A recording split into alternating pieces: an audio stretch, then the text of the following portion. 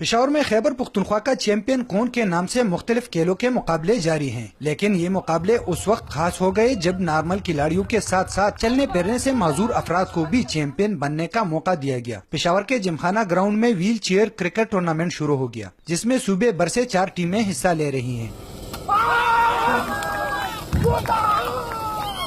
بڑی خوشی ہو گیا اگر پاکستان کا نام ہماری وجہ سے روشن ہو، مشرق کے لوگوں کو بھی پتہ چلے گا کہ پاکستان میں بھی اتنا ٹیلنٹ ہے کہ پوری دنیا میں پرچا سکتے ہیں۔ ٹورنامنٹ میں شریک خصوصی افراد 8 اوورز کے میچ کھیلیں گے۔ ان خصوصی کھلاڑیوں کا کہنا ہے کہ وہ اپنے کھیل سے ثابت کریں گے کہ وہ کسی طور بھی نارمل کھلاڑیوں سے نہ تو کھیل میں کم ہے اور نہ ہی کرکٹ سے ان کا جنون۔